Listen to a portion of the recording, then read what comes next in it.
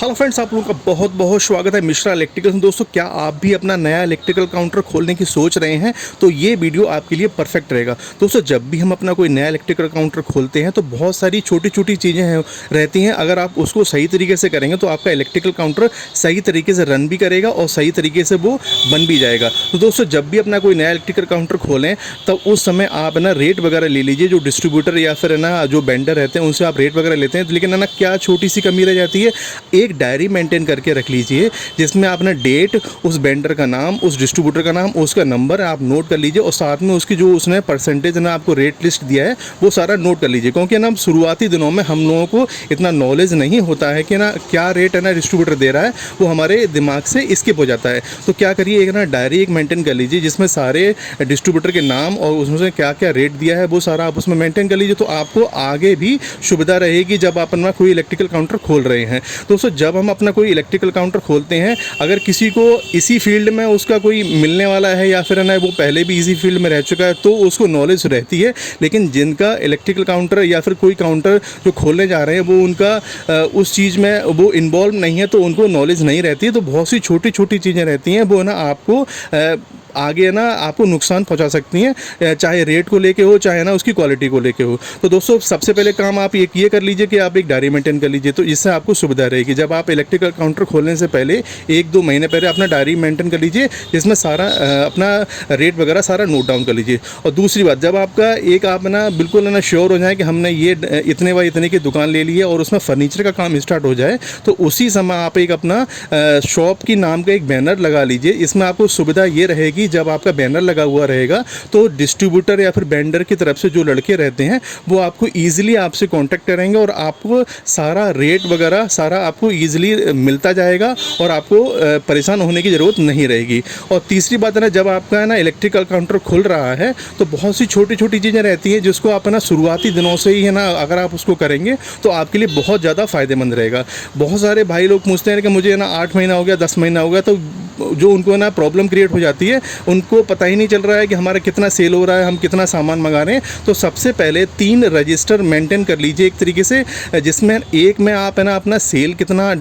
आप डेट डालिए, उसमें ना पर डे की सेल कितनी हुई है आपकी वो उसमें मेंशन करिए और कोशिश करें कि कोई भी है ना सेल का स्किप ना करें, क्योंकि शुरुआती दिनों में कस्टमर कम रहता है तो आप इसको ईजिली है ना आप फॉलो अप कर लेंगे। और दूसरा बात है ना, जब आप रहेगा ना आप है ना कितना आपने सामान परचेज़ किया है और आप कितना है ना लोगों को ना जो आपके डिस्ट्रीब्यूटर या वेंडर आ रहे हैं उनको कितना पैसा आप है ना उनको दे रहे हैं वो सारा एक डायरी में नोट कर लीजिए। और उनके जो जितने भी जो रजिस्टर्स जो उनके डिस्पैच के जो पेपर्स रहते हैं ना, जो है ना हम जिस सामान मंगाते हैं उसका डिस्पैच का जो पेपर रहता है वो सारा एक फाइल में आप उसको रख दीजिए। और है ना तीसरा एक रजिस्टर बनाइए जिसमें ना जो सामान आपका कमी हो जाती है, जो जैसे आपने कोई सेल कर रहे हो उसके बाद ना जो आपका सामान है ना लग रहा है कि आपको ये अपने मंगाना पड़ेगा, तो है ना उसको एक नोट डाउन कर लीजिए जिसपे ना आपको सुविधा रहेगी कि ना कि आपने ईजिली ना उसको सामान को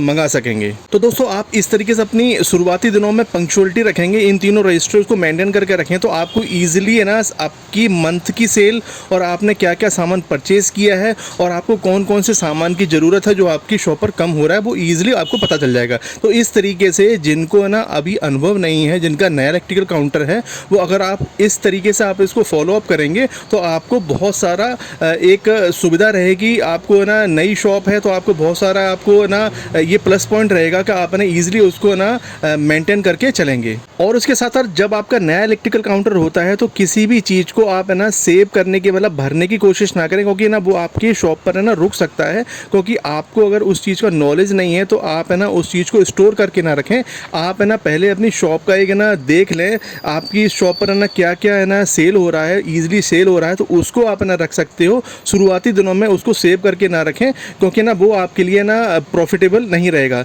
और जैसे जैसे आपको ना नॉलेज होती चली जाएगी अपने काउंटर से रिलेटेड, तो जो आपको सामान कम पड़ रहा होगा या फिर आपको जो सेव करना होगा, जिसको आप ना स्टोर करके रख सकते हो, जिसके पीसेज है ना आप ज़्यादा मंगा सकते हो, वो ना ईजिली आपको पता चल जाएगा कि ये चीज़ें हमको ज़्यादा मंगानी है, ये हमारे काउंटर पे ईजिली निकल जाता है। तो ये आपके लिए बहुत ही बेनिफिशियल रहेगा। इस तरीके से आप अपनी नए इलेक्ट्रिकल काउंटर को आप मेंटेन करके चल सकते हैं। और एक सबसे महत्वपूर्ण बात है ना, जब भी कोई नया इलेक्ट्रिकल काउंटर खुलता है तो उस पर जब कस्टमर आता है तो कोशिश करें कि आपका जो सामान है वो सही तरीके से व्यवस्थित होना चाहिए, क्योंकि कस्टमर का एक पॉजिटिव फीडबैक जाएगा आपको कि ना फलाने की शॉप है ना काफ़ी व्यवस्थित है। व्यवस्थित शॉप होना बहुत ज़रूरी है। अगर आप शुरुआती दिनों में आप है ना कोई लड़का भी नहीं रख पाएंगे, आप खुद ही, अगर जैसे मान लो आपका बजट नहीं है आप खुद ही करेंगे, तो आप कोशिश करेंगे ना सही तरीके से सारा सामान मेंटेन हो, सही तरीके से रैक में लगा हो, कोई है ना उल्टा सीधा सामान इधर उधर बिखरा हुआ ना हो। अगर सपोज दैट है ना कुछ ही दिनों के बाद आपकी शॉप चलने लगती है तो है ना साइट वगैरह का सामान जाने लगता है, तो कोशिश करें साइट जाने के बाद है ना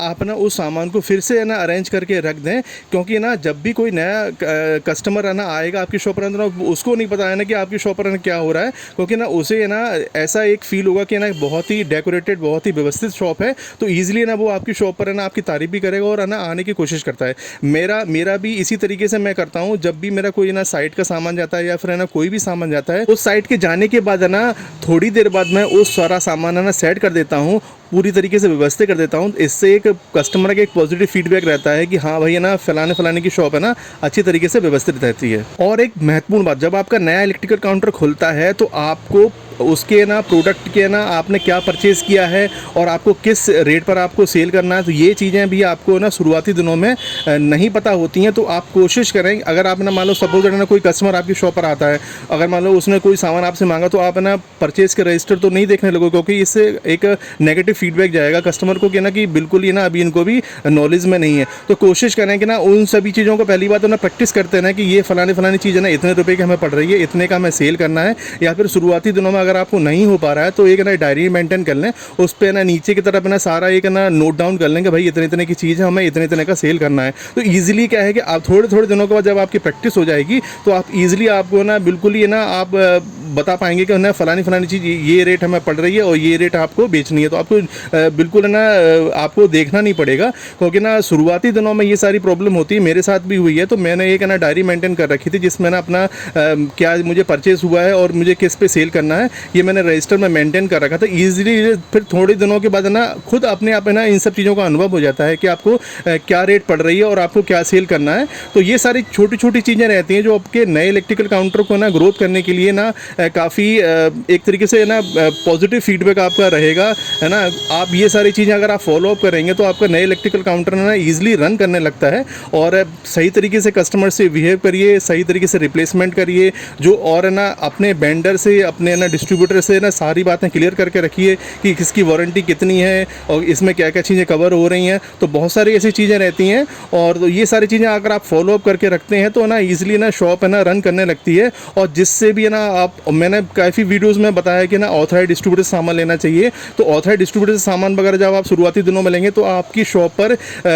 एक है ना इलेक्ट्रीशियन मीटअप हो जाएगा, है ना। इलेक्ट्रीशियन मीटअप होना बहुत ज़रूरी है नए इलेक्ट्रिकल काउंटर के लिए। और पुराने इलेक्ट्रिकल काउंटर भी है ना अपनी है ना शॉप पर है ना इलेक्ट्रीशियन मीटअप करवाते हैं। इलेक्ट्रीशियन मीटअप से है ना शॉप का सेल इंक्रीज होने लगता है और साथ ही ना कस्टमर्स को भी पता लगने लगता है कि इस फलाने एरिया में ये ना हमारी एक नई इलेक्ट्रिकल शॉप खुली है और वहाँ पर रेट वगैरह सही मिल रहे हैं। तो कोशिश करें ऑथराइज्ड डिस्ट्रीब्यूटर सामान लें। आपके यहाँ पर इलेक्ट्रीशियन मीटअप होगा, ब्रांडिंग होगी और साथ ही ना जब है ना उसकी रिटेलर मीट होता है तो आप उसमें इन्वाइटेड किए जाओगे। तो बहुत सारी ऐसी चीज़ें रहती हैं जब आप शुरुआती दिनों में अगर आप इसको फॉलो अप करते हैं तो आपकी सेल है ना ऑटोमेटिक ना इंक्रीज होने लगती है और साथ ही आपको भी उन सब चीज़ों की नॉलेज होने लगती है कि हाँ भाई है ना ये सारी चीज़ें हमको फॉलो अप करनी है। तो दोस्तों ना आपको ना ये सारी चीज़ें अगर मुझे जो मैंने सारी आपको बताई हैं, या अगर आपको है ना नए इलेक्ट्रिकल काउंटर है तो ना अगर आप इन सबको यूज़ करेंगे ना, इन सबको अप्लाई करेंगे ना, तो आपको बहुत सारा बेनिफिट रहेगा, क्योंकि ये सब चीज़ें मेरे साथ हो चुकी हैं। तो ये सारी मैं अनुभव आपके साथ शेयर करता रहता हूँ। तो दोस्तों ना इन सभी चीज़ों को ध्यान में रखिए। अगर वीडियोज़ वगैरह मेरे अच्छे लगते हो तो है ना जहाँ से आप ना ये जिस भी शहर से आप ना मेरे वीडियोज़ वगैरह देख रहे हैं तो अपने ना कमेंट बॉक्स में है ना अपने शहर का नाम मेंशन करिए। अगर आपका कोई नया इलेक्ट्रिकल काउंटर है तो अपने इलेक्ट्रिकल काउंटर का ना नाम मेंशन करिए। तो काफ़ी एक पॉजिटिव फीडबैक जाता है कि है ना भाई है ना मुझे प्रेरणा मिलती है कि भाई है ना मेरे वीडियोज़ है ना सही दिशा में जा रहे हैं। और कोशिश करता रहूँगा मैं अपने पॉजिटिव नेगेटिव ना फीडबैक ना आपको अपने वीडियोज़ के माध्यम से आपको शेयर करता रहूँगा जो आपके लिए बहुत ज़्यादा बेनिफिशियल रहेंगे। दोस्तों ना इलेक्ट्रिकल से रिलेटेड ऐसे ही है ना अमेजिंग वीडियोस है ना आपके लिए लेकर आता रहूँगा जो आपके लिए बहुत ही ज़्यादा फायदेमंद रहेंगे, क्योंकि मैं नहीं चाहता ना कि ना ये सारी चीज़ें ना आपको ना शुरुआती दिनों में अगर ना महसूस रहे ना, क्योंकि ना आप मेरे वीडियोज़ वगैरह देखते रहेंगे तो आपको ईजिली ना ये सारी चीज़ें ना पहले से ही पता रहेंगी और आप इनको ना यूज़फुल ना कर लीजिए, अपने अप्लाई कर लीजिए, तो आपकी शॉप के लिए ये सब चीज़ें ना बहुत अच्छी रहेंगी। दोस्तों ऐसे आपके लिए अमेजिंग वीडियो लेकर आता हूँ। हमारी वीडियो को लाइक करें और हमारे चैनल को सब्सक्राइब करें। Thanks for watching.